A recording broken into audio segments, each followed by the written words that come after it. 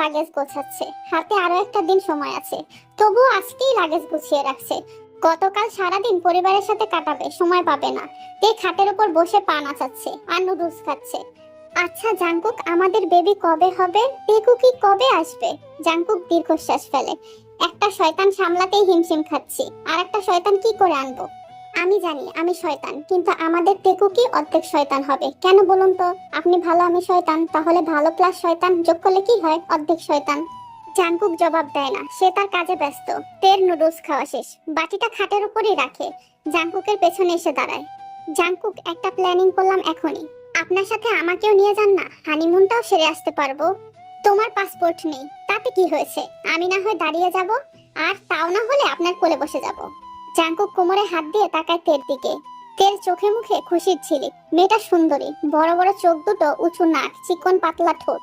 ঠোঁটে লিপস্টিক দিয়েছিল, নিচের ঠোঁটে লিপস্টিক খেয়ে ফেলেছে, এবার ওপরের ঠোঁটে আছে শুধু। নাকে চিকচিক করছে পাথরের নাকফুল, গলায় চিকন স্বর্ণের চেইন, গোলাপি ওড়নাটা গলায় ঝোলানো। প্রথমবার বোধহয় মেয়েটাকে এতটা গভীরভাবে পর্যবেক্ষণ করলো জাংকুক। তে দুপা এগিয়ে এসে শক্ত করে জড়িয়ে ধরে জাংকুককে, মুখ ঠেকেছে জাংকুকের প্রশস্ত বুকে। জাংকুকও পরম যত্নে আগলে নেয় নিজের প্রিয়সীকে। আমি আপনাকে ভীষণ ভালোবাসি জাংকুক, আপনার ভালোবাসা চাই আমি। জাংকুক গম্ভীর গলায় জবাব দেয়, সামান্য কিসটাই সহ্য করতে পারো না, আমায় কিভাবে সামলাবে? তে জবাব দেয় না, চুপচাপ মানুষটার হার্টবিট শুনতে থাকে। এভাবে কতটা সময় পার হয়ে যায় জানা নেই কারোরই। আমায় নিবেন না? জাংকুক ধমক দেয় না, খুবই নরম গলায় প্রিয়সীকে বোঝায়, এভাবে হবে না জান, পাসপোর্ট ছাড়া তোমাকে এয়ারপোর্টে ঢুকতেই দেবে না। ইনশাল্লাহ খুব দ্রুত তোমাকে নিয়ে যাব। চট করে তে জাংকুকের বুক থেকে মাথা তোলে, একগাল হেসে শুধায়, গবুর কাছে নিয়ে যাবে?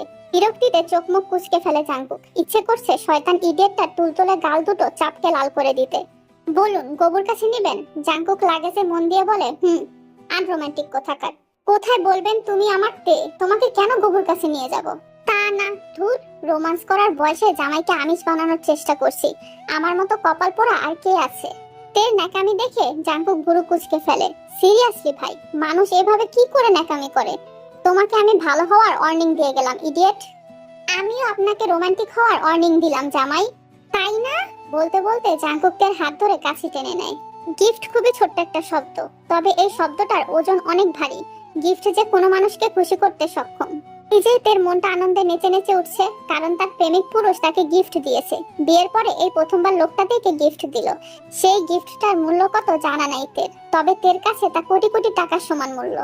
বিবাহিত মেয়েদের সব থেকে শখের যে জিনিসটি, তা হলো নাকফুল। স্বামীর কাছ থেকে নাকফুল সব মেয়েরাই আশা করে। তেও আবদার করেছিল জাংকুকের কাছে, কিন্তু জাংকুক দেয়নি, আর তেও এত গুরুত্ব দিয়ে চায়নি। জাংকুকের থেকে জোর করে নাকফুল আদায় করা তের জন্য কঠিন কোনো বিষয় নয়। ডায়মন্ডের নাকফুল, দারুণ লাগছে। তে সেটা ঘুরিয়ে ঘুরিয়ে দেখছে, আর জাংকুক তেকে দেখছে। সামান্য গিফট পেয়ে মানুষ এতটাও খুশি হতে পারে? আমাকে পরিয়ে দিবেন? নিঃসংকোচ আবদার না করার সাধ্য জাংকুকের নেই। সে তার হাত থেকে নাকফুলটা নেয়। তে চোখ বন্ধ করে মুখটা এগিয়ে দেয়। জাংকুক খুব যত্ন নিয়ে তের নাকে নাকফুল পরিয়ে দেয়। তের গোলগাল মুখখানায় দারুণ মানিয়েছে নাকফুলটা। পুরো মুখেরই যেন অদল পাল্টে গেছে, অন্যরকম মোহনীয় লাগছে মেয়েটাকে। তে চোখ খুলে হাসে, তাকায় প্রেমিক পুরুষের মুখ পানে। সুন্দর লাগছে না? প্রশ্ন করে জাংকুককে। জাংকুকও মুচকি হাসে, ডান হাতটা রাখে তের গালে। তুমি খুশি তো? আপনি আমার সাথে একটু ভালো করে কথা বললেই আমি খুশি হয়ে যাই। জাংকুক বাম হাতটাও রাখে তের অন্য গালে, দুই হাতে ছোট্ট মুখখানা উঁচু করে ধরে, ওষ্ঠ ছোঁয়ায় ললাটে। পরপর নাকফুলের ওপরেও ওষ্ঠ ছোঁয়ায়। কেঁপে ওঠে তে, লজ্জায় রাঙা হয়ে ওঠে মুখখানা। আখি পল্লব খুলে তাকানো দায়। প্রেমিক পুরুষের প্রেমময় ছোঁয়া বুকে কম্পন সৃষ্টি করে দিয়েছে। মাথা থেকে দুষ্ট বুদ্ধি বুঝি বিলুপ্ত হয়ে গেল। স্বামীর স্বইচ্ছায় সান্নিধ্য পেয়ে মেয়েটা বুঝি বড় হয়ে গেল, আর বুঝি দুষ্টুমি করবে না, এই বুঝি লক্ষ্মী বউ হয়ে উঠবে। জাংকুকের ভাবনাখানা প্রকাশ করার আগেই তে রিনিয়ে বলে ওঠে, আপনার দাড়িগুলো আমাকে বড্ড জ্বালাতন করে, কাতুকুতু দেয়, হাসি পায় আমার। হাসি পেলে রোম্যান্স করবো কিভাবে? মুড নষ্ট হবে না? তের কথায় জাংকুক থেকে ছেড়ে দেয়। এবার আর মুচকি হাসি নয়, ওষ্ঠদ্বয় মেলে দিয়ে শব্দ করে হেসে ওঠে জাংকুক। এই মেয়ের থেকে ম্যাচুরিটি আশা করেছিল সে। তে গালে হাত দিয়ে জাংকুকের হাসি দেখছে। মাশাল্লাহ মাশাল্লাহ মাশাল্লাহ, হাসলে মানুষটাকে অনেক সুন্দর লাগে। বাম গালে টোল পড়ে, গোলাপি ওষ্ঠদ্বয় বড্ড মোহনীয় লাগে। হাসি দিয়ে নারীদের কাবু করতে পারবে সে, কিন্তু তে সেটা হতে দিবে না। লঙ্কা পোড়া দিয়ে দিবে লোকটার চারপাশে। আমি ছাড়া অন্য কোনো মেয়ের সামনে আপনার হাসা বারণ।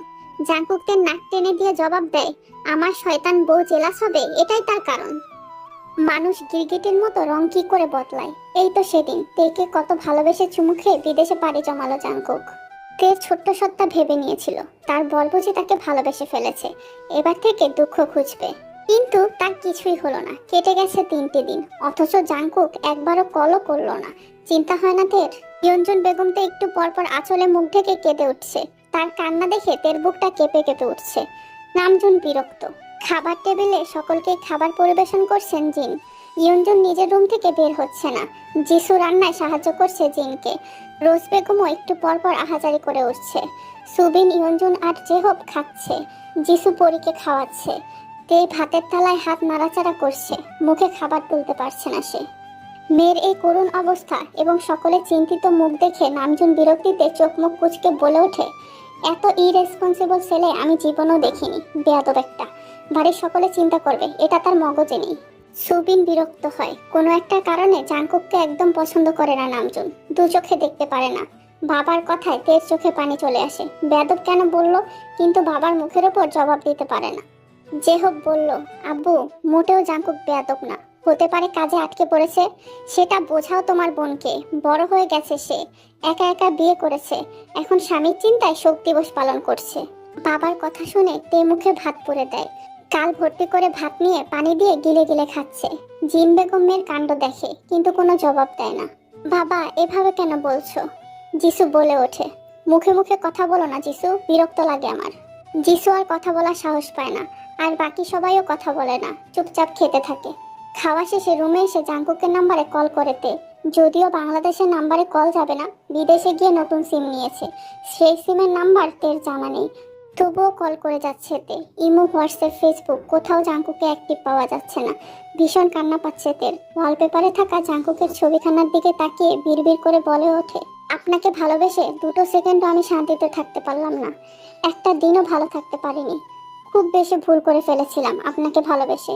সেই ভুলের শাস্তি দিচ্ছেন আমায়। আমি মরে গেলে কাকে জ্বালাবেন জাংকুক? কাকে এত কষ্ট দিবেন? মনটা পুড়বে না আপনার? ফোনটা ছুঁড়ে মারেতে বিছানার একপাশে অযত্নে পড়ে থাকে। পালিশে মুখ গুজে অশ্রু বিসর্জন দিতে থাকে। এটা ছাড়া তো আর কোনো কিছু করার নেই।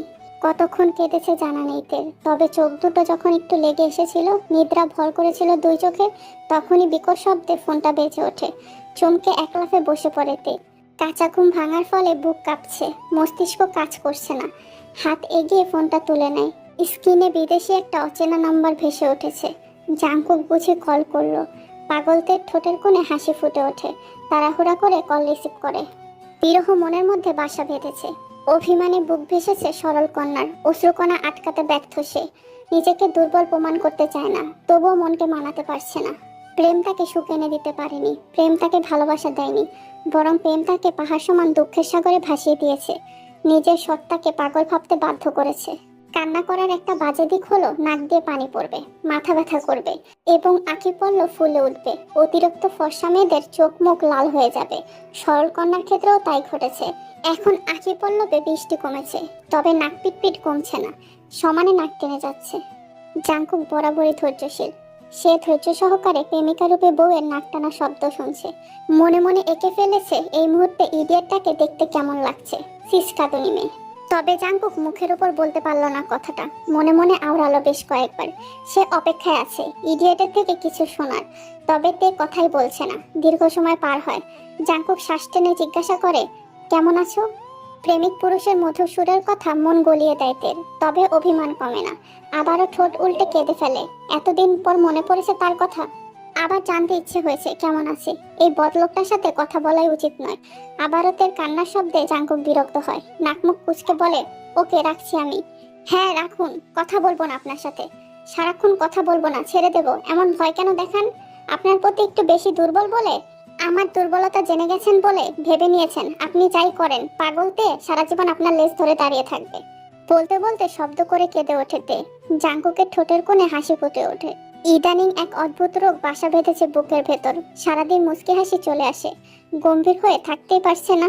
এই তো মিটিং এর মধ্যে হুট করে জাংকুক হেসে ওঠে। একটু শব্দ করেই হেসেছিল। বস সহ সকলেই হা করে তাকিয়েছিল জাংকুকের দিকে। ভীষণ লজ্জায় পড়ে গিয়েছিল জাংকুক। পাগলতে জীবন জাঙ্কুককে পাগল বানিয়ে দিয়েছে। তের নাক টানার শব্দে ভাবনার জগৎ থেকে বের হয়ে তেতে মনোযোগ দেয় জাঙ্কুক। বুকে বালিশ জড়িয়ে আধশোয়া হয়। কাঁদে না জান, কথা শোনো। তে কান্না থামায়। প্রেমিক পুরুষের মুখের জান ডাকাতে যে নেশা মেশানো আছে, তের ছোট্ট সত্তাকে নাড়িয়ে দিতে সক্ষম সেই নেশা। বিছানায় টিস্যুর ছড়াছড়ি, কাঁদছে আর নাক পরিষ্কার করছে সে। এত কাজের চাপ ছিল, বিরক্ত হয়ে গিয়েছিলাম, তাই কল করিনি। তে ঢোক গিলে বলল, বড়মার সাথে কথা বলেছেন? মায়ের সাথে কথা বলেই তোমাকে কল করলাম। আমাকে এত জ্বালান কেন আপনি? এখন তো শুরুই করিনি জ্বালানো। এই সিসিটা শেষ করো, তারপর তোমাকে জ্বালানোর পিএইচডি দেখাবো।